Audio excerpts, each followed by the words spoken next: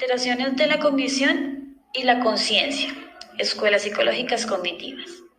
El estudio de la mente ha propuesto y supone el estudio de los procesos tanto inconscientes como conscientes, así como de las relaciones que se establecen entre uno con los otros.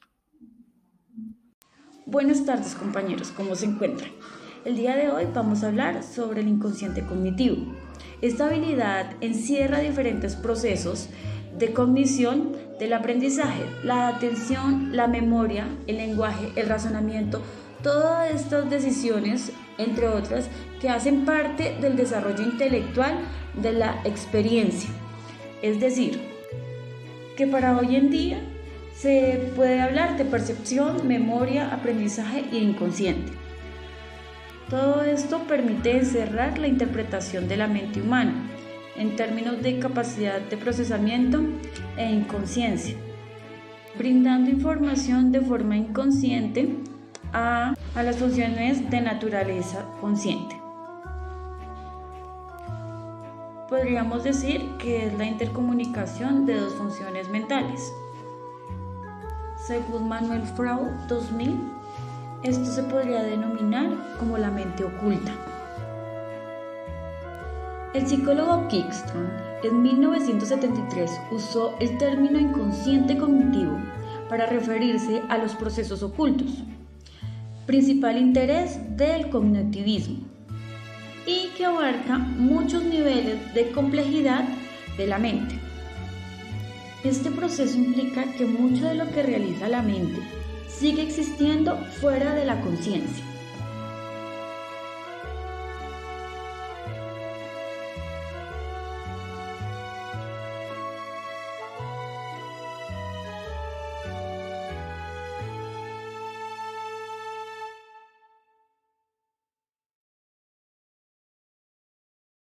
El inconsciente en la terapia cognitiva conductual es concebida como un mundo de representaciones mentales, de las cuales muchas pueden ser implícitas o tácitas, no conscientes, que si son disfuncionales se tienen que trabajar en terapia. Terapia se trata de devolver la conciencia, motivando el cambio en comportamientos y sobre todo arrastrando emociones. El inconsciente cognitivo es esa parte de nuestras funciones mentales que es consciente no porque fue eliminado, sino que nunca se ha conocido y nunca podrá ser recordado. Es esa parte de nosotros que nunca podremos olvidar, pero tampoco puede ser recordado. Hace parte del funcionamiento mental en la vida cotidiana. Es aquella llamada memoria procedimental o elaboración paralela, distribuida de la información a largo plazo. Memoria que regula y controla los movimientos automáticos. Buen día para todos, mi nombre es Valeria Cárdenas, soy estudiante de psicología y para dar continuidad a nuestra presentación vamos a hablar un poquito de negligencia atencional. Para ello es muy importante que reconozcamos qué significa la negligencia y como lo dice Granada 2014, tenemos que el síndrome de negligencia se define como la incapacidad o la dificultad para detectar, atender o responder a estímulos presentados contralateralmente a una lesión cerebral en ausencia de trastornos elementales, sensitivos o motores. Esto nos quiere decir que es la incapacidad que presenta el individuo o esa dificultad para detectar o atender algún estímulo presentado en la vida cotidiana o situaciones que se presentan de forma natural, la persona va a tener una dificultad para entenderlos y pues para ponerlos en práctica. Ahora vamos a hablar específicamente de la negligencia atencional. Entonces es también conocida como heminegligencia y también digamos que va muy acompañada a la parte sensorial. También como nos lo dice Granada, es el síndrome donde el paciente simplemente tiene dificultades para responder a un estímulo situado en el lado opuesto de la lesión. Si tenemos lesiones en el lado derecho de nuestro cerebro, vamos a tener dificultades para continuar con las actividades de forma natural en el lado izquierdo y viceversa. El sujeto no dirige espontáneamente su atención hacia ese hemicuerpo, ya sea en la modalidad sensorial visual, táctil o auditiva. A continuación, vamos a conocer los tipos que existen, los tipos de negligencia que existen en esta rama. Listo, entonces para dar continuidad vamos a hablar de los tipos de negligencia atencional y para ello vamos a tomar los tres principales. Encontramos en primer lugar la extensión sensorial y esta tiene todo lo relacionado con la parte visual, auditivo, táctil de nuestro individuo. En segundo lugar tenemos la negligencia espacial y es cuando nuestro individuo no reconoce el hemispacio contralateral a la lesión. Luego tenemos la negligencia personal y esta tiene que ver cuando nuestro individuo no reconoce que sus extremidades contralesionales le pertenecen. Además de estos tipos de negligencia atencional, tenemos otras negligencias que se nos hace importante mencionarlas. Entre ellas encontramos la negligencia intencional o motora. Aquí encontramos la aquinesia, que es el fallo en el inicio del movimiento, la extinción motora, que tiene todo lo relacionado cuando el individuo mueve una extremidad, cuando le pedimos que mueva ambas.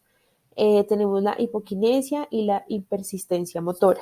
También encontramos la negligencia afectiva, que aquí es donde vamos a encontrar toda la anosognosia y es el no reconocimiento del propio miembro como propio.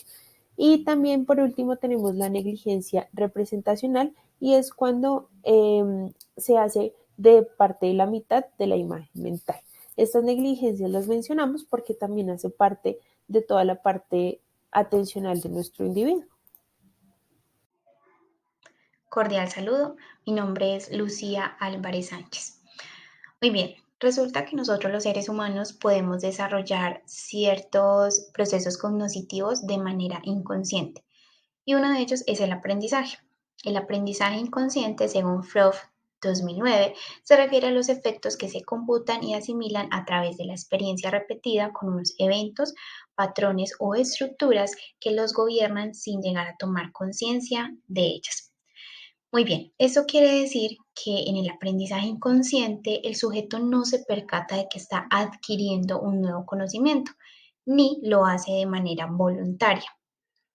Como cuando vamos a una conferencia o una clase con la intención de recibir un nuevo aprendizaje, no, en este caso el aprendizaje inconsciente va más ligado a las experiencias de nuestro día a día. Aprendemos a bañarnos, aprendemos a cepillarnos, a amarrarnos nuestros zapatos y todo eso lo hacemos sin ser conscientes de que esto es un aprendizaje. Sin embargo, lo vamos interiorizando y automatizando hasta que lo hacemos con total destreza. Dentro de la psicología se ha venido discutiendo lo del aprendizaje inconsciente. Sin embargo, ha surgido evidencia a su favor que demuestra que nosotros sí aprendemos de manera inconsciente. Una de ellas puede ser cuando nosotros aprendemos a hablar.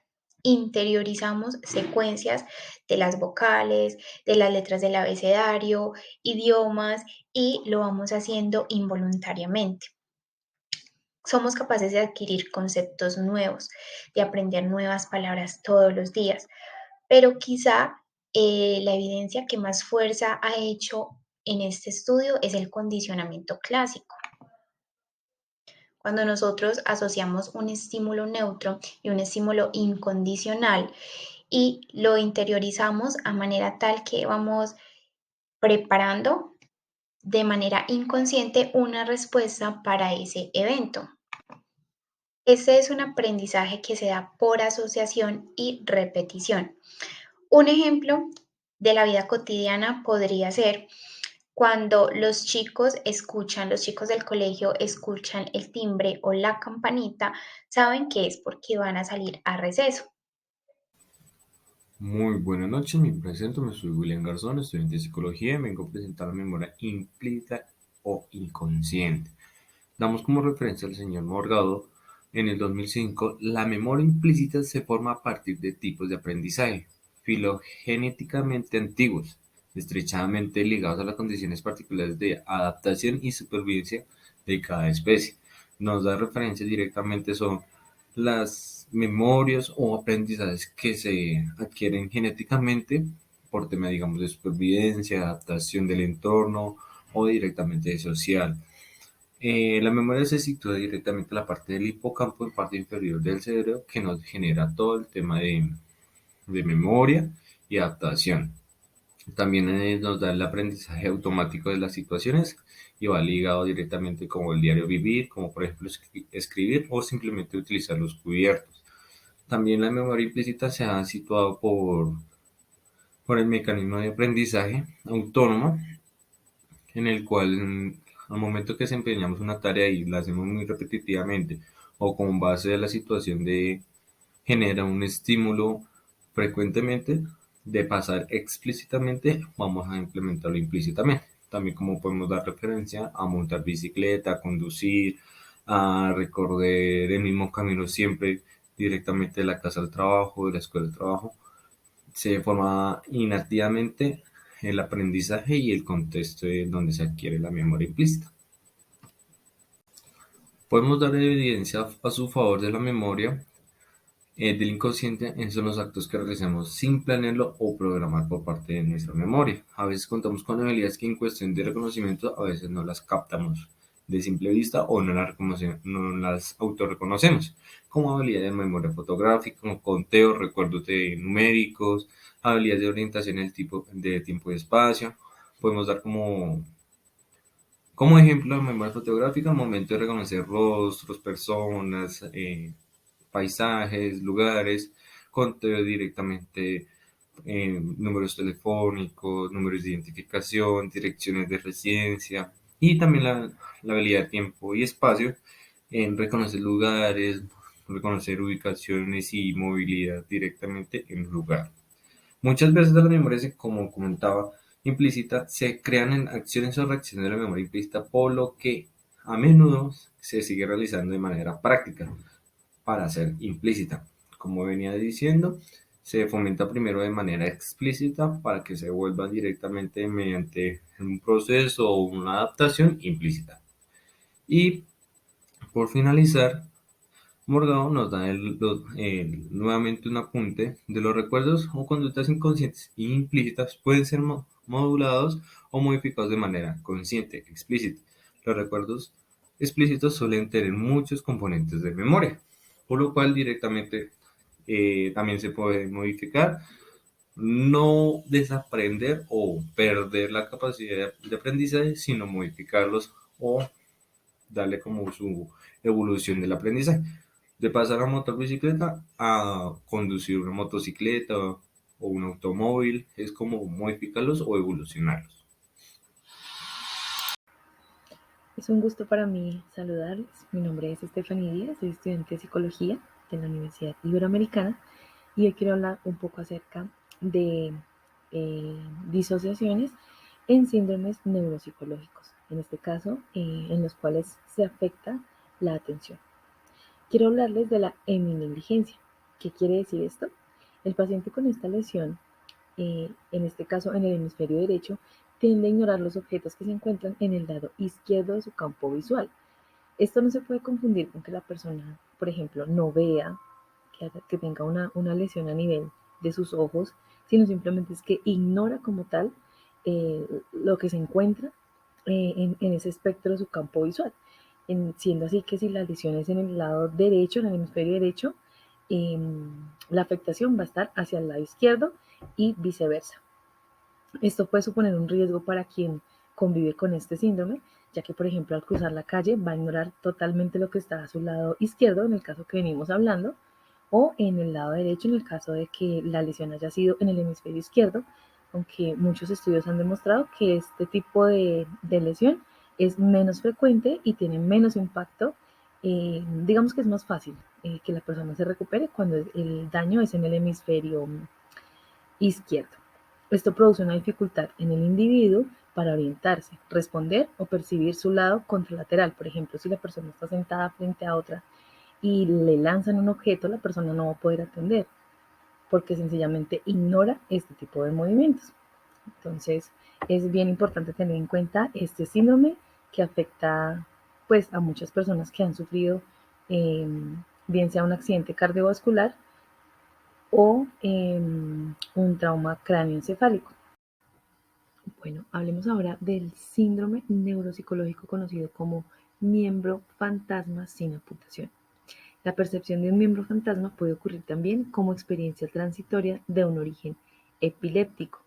En este caso, la persona no ha recibido, digamos, ninguna amputación de uno de sus miembros, pero como las vías sensitivas aferentes están dañadas, la persona no logra sentir este miembro, por ejemplo, una pierna, un brazo.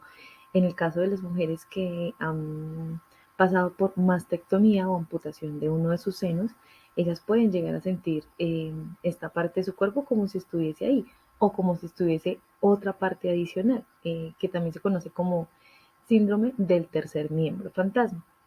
La percepción de un miembro fantasma demuestra la existencia de un esquema corporal mental que persiste incluso tras perder su correlato real. Entonces se muestra la conexión tan grande que existe entre nuestro cuerpo y nuestro cerebro, de tal manera que nuestro cerebro lo sigue percibiendo como presente, en el caso de los miembros que son amputados, y en este caso no lo podemos percibir o sentir, pero nuestro cerebro sí lo reconoce. Entonces acá el autor Martínez deja una pregunta al aire. ¿El esquema corporal es innato o adquirido?